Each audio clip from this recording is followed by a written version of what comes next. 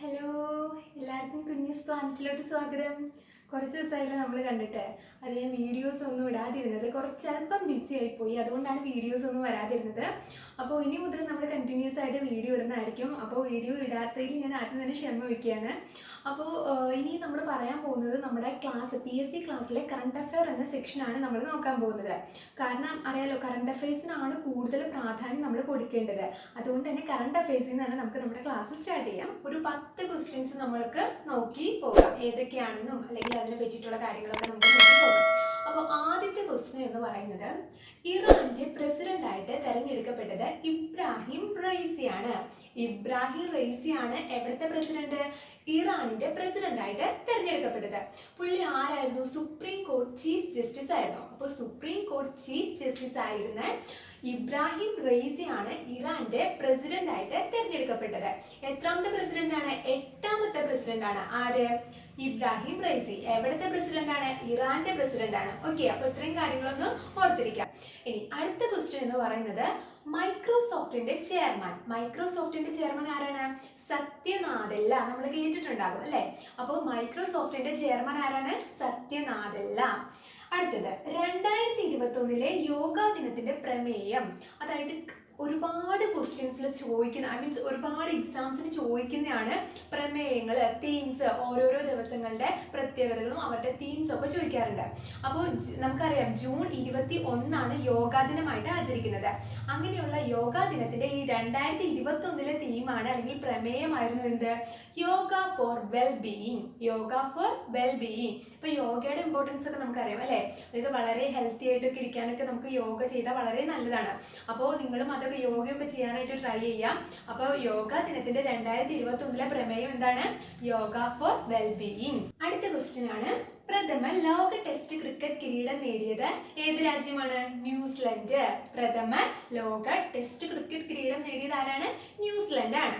അടുത്തത്, ഉത്തരാഖണ്ഡിന്റെ മുഖ്യമന്ത്രിയായിട്ട് തെരഞ്ഞെടുക്കപ്പെട്ടത് ആരാണ്?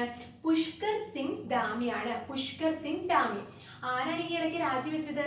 തീരത്ത് സിംഗ് റാവത്ത് എന്ന ആള് രാജിവെച്ചതിനെ തുടർന്നാണ് അവിടുത്തെ MLA ആയിരുന്ന പുഷ്കർ സിംഗ് ധാമി ആ സ്ഥാനത്ത് വന്നത്. അപ്പൊ ഉത്തരാഖണ്ഡിന്റെ മുഖ്യമന്ത്രി ആരാണ്? പുഷ്കർ സിംഗ് ധാമി. 11ാമത്തെ മുഖ്യമന്ത്രി ആയിട്ടാണ് ഇദ്ദേഹം സ്ഥാനമേറ്റിരിക്കുന്നത്. അപ്പൊ നമ്മളൊരു 5 ക്വസ്റ്റ്യൻസ് ആണ് നോക്കിയത്. നമുക്ക് അതൊന്നുകൂടി ഒന്ന് നോക്കിയിട്ട് അടുത്ത ക്വസ്റ്റ്യൻസിലോട്ട് പോകാം. ഓക്കെ, അപ്പൊ നമ്മൾ പറഞ്ഞത് എന്തായിരുന്നു? ഇറാന്റെ പ്രസിഡന്റ് ആരാന്ന് പറഞ്ഞത്? ഇബ്രാഹിം റൈസി ആണ്. അടുത്തത്, മൈക്രോസോഫ്റ്റിന്റെ ചെയർമാൻ ആരാണ്? സത്യ നാദല്ല. അടുത്തത്, 2021 യോഗാ ദിനത്തിന്റെ പ്രമേയം എന്തായിരുന്നു? Yoga for well being. എന്നാണെന്നാ പറഞ്ഞത്? ജൂൺ 21 യോഗാ ദിനം. അടുത്തത്, പ്രഥമ ലോക ടെസ്റ്റ് ക്രിക്കറ്റ് കിരീടം നേടിയത് ആരാണ്? ന്യൂസിലൻഡ് ആണ്. പിന്നെ പറഞ്ഞത്, ഉത്തരാഖണ്ഡിന്റെ മുഖ്യമന്ത്രിയായിട്ട് തെരഞ്ഞെടുക്കപ്പെട്ടതാണ് പുഷ്കർ സിംഗ് ധാമി. ഇത് നമ്മൾ പലവട്ടമായിട്ട് ഇങ്ങനെ പറഞ്ഞാലാണ് നമുക്ക് മനസ്സിലിരിക്കുള്ളൂ പേരുകളെ. ഇത്തരം പേരുകളൊക്കെ ആകുമ്പോൾ അത് നമുക്ക് ദഹിക്കാനായിട്ട് അല്പം പാടായിരിക്കും. അപ്പൊ നമ്മൾ റിപ്പീറ്റഡ് ആയിട്ട് ഇതൊന്ന് പറഞ്ഞ് പഠിക്കാം. അപ്പൊ ഇതൊക്കെ ഒന്ന് എഴുതി വെച്ചിട്ട് വേണം നിങ്ങൾ വീണ്ടും വായിച്ചു നോക്കാനായിട്ട്. അടുത്ത ക്വസ്റ്റ്യൻ നമുക്ക് നോക്കാം. കേരള സംസ്ഥാന മുഖ്യ വിവരാവകാശ കമ്മീഷണറായിട്ട് തെരഞ്ഞെടുക്കപ്പെട്ടത് വിശ്വാസ് മേത്തയാണ്. കേരള സംസ്ഥാന മുഖ്യ വിവരാവകാശ കമ്മീഷണറായിട്ട് തെരഞ്ഞെടുക്കപ്പെട്ടത്. നമ്മൾ ഒരു വിശ്വാസമുള്ള ആളെയല്ലേ നമ്മൾ നമ്മുടെ മുഖ്യ വിവരങ്ങളൊക്കെ ഏൽപ്പിക്കുക അല്ലെ? അപ്പൊ അങ്ങനെ ഓർത്തിരിക്കുക, വിവരങ്ങളൊക്കെ നമ്മൾ ഏൽപ്പിക്കുന്ന ഒരു വിശ്വാസമുള്ള ആളെയാണ്. അപ്പൊ വിശ്വാസ് മേത്തയാണ് കേരള സംസ്ഥാന മുഖ്യ വിവരാവകാശ കമ്മീഷണറായിട്ട് തെരഞ്ഞെടുക്കപ്പെട്ടത്. അടുത്തത്, ഇന്ത്യയുടെ 14ാമത്തെ ഈ നമ്പറൊക്കെ മിക്കപ്പോഴും PSC എടുത്ത് ചോദിക്കുന്നതാണ്, എത്രാമത്തെ ആണെന്നൊക്കെ. നമ്മൾ പെട്ടെന്ന് നോട്ട് ചെയ്യില്ല. നമ്മൾ ഇപ്പോഴത്തെ CAG ആണെന്ന് നോക്കിയിട്ട് പോകും, അത് എത്രാമത്തെ ആണെന്നൊന്നും നമ്മൾ കാര്യമായിട്ട് നോക്കില്ല. അപ്പൊ അതൊന്ന് ഓർത്തിരിക്കാം. ഇന്ത്യയുടെ 14ാമത്തെ CAG. എന്താ CAG? Controller and auditor general എന്നാണ് അതിന്റെ ഫുൾ ഫോം. അപ്പോൾ ഈ CAGനെ പറ്റി പറയുന്ന ആർട്ടിക്കിൾ എന്ന് പറയുന്നത് 148 മുതൽ 151 വരെയാണ്. ഇതൊക്കെ ജസ്റ്റ് പോയിന്റ് ആയിട്ട് അതിന്റെ കൂടെ തന്നെ നോട്ട് ചെയ്ത് പോകാം. അപ്പൊ 148 മുതൽ 151 വരെയാണ് CAGനെ പറ്റി പ്രതിപാദിക്കുന്നത്. CAGനെ തെരഞ്ഞെടുക്കുന്നത് നമ്മുടെ രാഷ്ട്രപതിയാണ്. ഓക്കെ, രാജിക്കത്ത് സമർപ്പിക്കേണ്ടത് ആർക്ക് തന്നെയാണ്? രാഷ്ട്രപതിക്ക് തന്നെയാണ്. പിന്നെ ഇദ്ദേഹത്തിന്റെ കാലാവധി എന്ന് പറയുന്നത് 6 വർഷം അല്ലെങ്കിൽ 65 വയസ്സാണ്. 6 വർഷം 65 വയസ്സ്. തെറ്റിക്കാൻ പാകത്തിന് 6, 62 എന്നൊക്കെ നമുക്ക് തരും. 6ഉം 65ഉം ആണ്, അതൊന്ന് ഓർത്തിരിക്കുക. അപ്പോ ആരാണ് ഇപ്പോ 14ാമത്തെ CAG? ഗിരീഷ് ചന്ദ്ര മുർമു. ഗിരീഷ് ചന്ദ്ര മുർമു ആണ് ആര് ഇപ്പോഴത്തെ നമ്മുടെ CAG ആയിട്ട് തിരഞ്ഞെടുക്കപ്പെട്ടത്. ഒരു പ്രത്യേകത കൂടെ ഉണ്ട്, ഇവിടെ ഞാൻ ബ്രാക്കറ്റിൽ എഴുതിയിട്ടുണ്ട് അല്ലേ. ഫസ്റ്റ് പാവ, എന്താ പാവ, വെറും പാവയൊന്നുമല്ല, ഫസ്റ്റ് പട്ടികവർഗ വിഭാഗത്തിൽ നിന്നുമുള്ള ആദ്യത്തെ CAG ആണ് ആര് നമ്മുടെ ഗിരീഷ് ചന്ദ്ര മുർമു എന്ന് പറയുന്നത്. അപ്പൊ അതൊന്ന് നോട്ട് ചെയ്ത് വയ്ക്കാം. ആദ്യത്തെ പട്ടികവർഗക്കാരനാണ് ആര് ഗിരീഷ് ചന്ദ്ര മുർമു CAG ആകുന്നത്, അതും കൂടി ഒന്ന് നോട്ട് ചെയ്യാം. അടുത്തതാണ് ഏറ്റവും പ്രായം കുറഞ്ഞ ഗ്രാൻഡ് മാസ്റ്റർ അഭിമന്യു മിശ്ര. എന്താണ് അഭിമന്യു മിശ്രയുടെ പ്രത്യേകത? ഒരു ഇന്ത്യൻ വംശജനാണ് അഭിമന്യു മിശ്ര. അപ്പോൾ ഏറ്റവും പ്രായം കുറഞ്ഞ ഗ്രാൻഡ് മാസ്റ്ററായിട്ട് തെരഞ്ഞെടുക്കപ്പെട്ടത് നമ്മുടെ ഇന്ത്യൻ വംശജനായിട്ടുള്ള അഭിമന്യു മിശ്രയാണ്, അതൊന്ന് നോട്ട് ചെയ്യാം. അടുത്തത് സ്റ്റേറ്റിലെ ഫസ്റ്റ് പുസ്തക ഗ്രാമമായിട്ട് തെരഞ്ഞെടുക്കപ്പെട്ടത് കൊല്ലം ജില്ലയിലെ പെരുങ്കുളമാണ്. കൊല്ലം ജില്ലയിലെ പെരുങ്കുളത്തിന്റെ പ്രത്യേകത എന്താണ്? നമ്മുടെ സംസ്ഥാനത്തെ ആദ്യത്തെ പുസ്തക ഗ്രാമമായിട്ട് തെരഞ്ഞെടുക്കപ്പെട്ടത് കൊല്ലം ജില്ലയിലെ പെരുങ്കുളമാണ്. അടുത്തത് റിസർവ് ബാങ്കിന്റെ ഡെപ്യൂട്ടി ഗവർണറായിട്ട് തെരഞ്ഞെടുക്കപ്പെട്ടത് മഹേഷ് ജെയിൻ ആണ്. ആരാണ്? മഹേഷ് ജെയിൻ. മഹേഷ് ജെയിൻ ആണ് റിസർവ് ബാങ്കിന്റെ ഡെപ്യൂട്ടി ഗവർണറായിട്ട് തെരഞ്ഞെടുക്കപ്പെട്ടത്. അപ്പോൾ റിസർവ് ബാങ്കിന്റെ ഡെപ്യൂട്ടി ഗവർണറായിട്ട് തെരഞ്ഞെടുക്കപ്പെട്ടത് ആരാണ്? മഹേഷ് ജെയിൻ ആണ്. മഹേഷ് ജെയിൻ. അപ്പൊ നമുക്ക് ഈ ക്വസ്റ്റ്യൻസ് ഒന്നും കൂടി നോക്കിയിട്ട് നമുക്ക് ഇന്നത്തെ ക്ലാസ് വൈൻഡ് അപ്പ് ചെയ്യാം. അപ്പോൾ ആദ്യം പറഞ്ഞത് എന്താണ്? കേരള സംസ്ഥാന മുഖ്യ വിവരാവകാശ കമ്മീഷണർ ആരാന്ന് പറഞ്ഞത്? വിശ്വാസമുള്ള ആളെയാണ് നമ്മൾ വിവരങ്ങളെ ഏൽപ്പിക്കുക. അപ്പൊ ആരായിരുന്നു? വിശ്വാസ് മേത്തയാണ്. അടുത്തത് ഇന്ത്യയുടെ എത്രാമത്തെ CAG? 14ാമത്തെ CAG ആയിട്ട് തെരഞ്ഞെടുക്കപ്പെട്ടത് ഗിരീഷ് ചന്ദ്ര മുർമു ആണ്. എന്താണ് ഗിരീഷ് ചന്ദ്ര മുർമുവിന്റെ പ്രത്യേകത? ആദ്യത്തെ പട്ടികവർഗക്കാരനാണ്. അടുത്തത് ഏറ്റവും പ്രായം കുറഞ്ഞ ഗ്രാൻഡ് മാസ്റ്റർ ആയിട്ട് തെരഞ്ഞെടുക്കപ്പെട്ടത് നമ്മുടെ ഇന്ത്യൻ വംശജനായിട്ടുള്ള അഭിമന്യു മിശ്രയാണ്. അഭിമന്യു മിശ്രയാണ് ഏറ്റവും പ്രായം കുറഞ്ഞ ഗ്രാൻഡ് മാസ്റ്റർ. അടുത്തത് സംസ്ഥാനത്തിലെ ആദ്യത്തെ പുസ്തക ഗ്രാമമായിട്ട് തെരഞ്ഞെടുക്കപ്പെട്ടത് കൊല്ലം ജില്ലയിലെ പെരുങ്കുളം. കൊല്ലം ജില്ലയിലെ പെരുങ്കുളത്തിന്റെ പ്രത്യേകത എന്താണ്? സംസ്ഥാനത്തെ ആദ്യത്തെ പുസ്തക ഗ്രാമമായിട്ട് തെരഞ്ഞെടുത്തു. അടുത്തത് റിസർവ് ബാങ്കിന്റെ ഡെപ്യൂട്ടി ഗവർണറായിട്ട് തെരഞ്ഞെടുക്കപ്പെട്ടത് ആരാണ്? മഹേഷ് ജെയിൻ ആണ്. മഹേഷ് ജെയിൻ. അപ്പൊ നമ്മൾ ആദ്യം പഠിച്ച 5 ക്വസ്റ്റിനും ഈ 5 ക്വസ്റ്റിനും മൊത്തത്തിലെ 10 ക്വസ്റ്റ്യൻസ് നമ്മൾ ഇന്ന് ഡിസ്കസ് ചെയ്തിട്ടുണ്ട്. അപ്പൊ ഇതൊക്കെ നിങ്ങൾ ഒരു നോട്ടിനകത്തോട്ട് എഴുതിയെടുത്തിട്ട് കണ്ടിന്യൂസ് ആയിട്ട് വായിക്കുക. അതായത് കിട്ടാത്ത പേരുകളൊക്കെ നമ്മൾ പറഞ്ഞു. ഉത്തരാഖണ്ഡിന്റെ CM ആയിട്ട് ഇപ്പൊ തെരഞ്ഞെടുക്കപ്പെട്ടത് ആരാന്ന് പറഞ്ഞത്? പുഷ്കർ സിംഗ് എന്ന് പറഞ്ഞു അല്ലെ. കിട്ടാത്ത പേരുകൾ നിങ്ങൾ ഇങ്ങനെ റിപ്പീറ്റ് ചെയ്ത് വായിച്ചാൽ മാത്രമാണ് കിട്ടുള്ളൂ. അപ്പോൾ കുറച്ച് പേര്, എൻ്റെ ഫ്രണ്ട്സൊക്കെ കുറച്ച് പേര് എൻ്റെ അടുത്ത് ചോദിച്ചു, ഈ PSCയിലോട്ട് വരണോ അല്ലെങ്കിൽ അതിനകത്തോട്ട് വന്നിട്ടുള്ള ഗുണമുണ്ടോ, അങ്ങനെ കുറേ കാര്യങ്ങൾ ഇതിനെ റിലേറ്റ് ചെയ്തിട്ടുള്ള കുറേ ക്വസ്റ്റ്യൻസ് എൻ്റെ അടുത്ത് ചോദിച്ചു.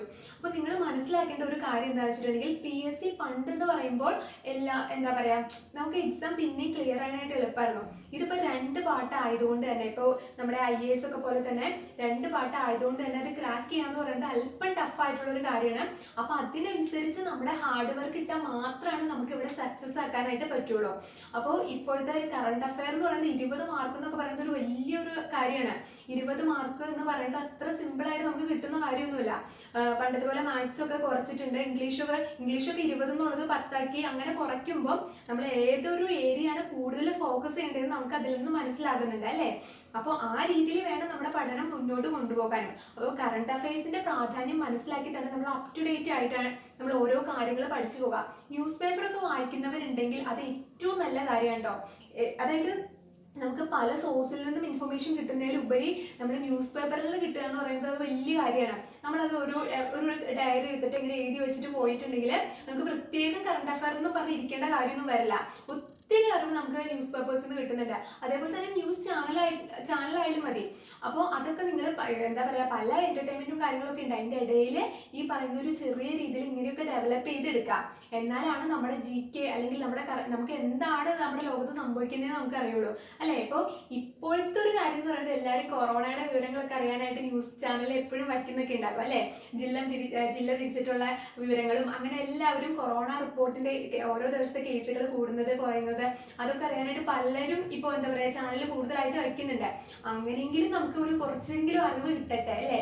അപ്പൊ അങ്ങനെ നിങ്ങൾ ചാനൽസ് കാണാം, അല്ലെങ്കിൽ ന്യൂസ് പേപ്പർ റീഡ്, അതാണ് ഏറ്റവും ഇമ്പോർട്ടന്റ്. ന്യൂസ് പേപ്പർ നമ്മൾ എന്ന് ഡെയിലി വായിക്കുക. എപ്പോഴാണോ ടൈം കിട്ടുന്നത് അപ്പോൾ വായിച്ചാൽ മതി. അതായത് അന്ന് തന്നെ ഇപ്പോൾ എല്ലാവർക്കും എപ്പോഴും ടൈം കിട്ടണമെന്നില്ലല്ലോ. അപ്പോൾ ആ ടൈം നിങ്ങൾ അഡ്ജസ്റ്റ് ചെയ്ത് ന്യൂസ് പേപ്പർ ഒക്കെ റീഡ് ചെയ്ത് നോട്ട് എഴുതി വെച്ച് പഠിക്കുക. അങ്ങനെ തന്നെ നിങ്ങൾ പഠിച്ച് മുന്നോട്ട് പോകാം. അതേപോലെ ഇങ്ങനെ ക്ലാസ്സിൽ നിന്ന് കിട്ടുന്ന അറിവുകളും അതിൻ്റെ കൂടെ എഴുതി ചേർക്കാം. അപ്പോൾ അങ്ങനെ നിങ്ങൾ നിങ്ങളുടെ അറിവുകൾ മാക്സിമം കൂട്ടാനായിട്ട് ശ്രമിക്കുക. ഓർക്കാം, വെറും 2 മാസമാണ് നമ്മുടെ മുന്നിലുള്ളൂ കേട്ടോ.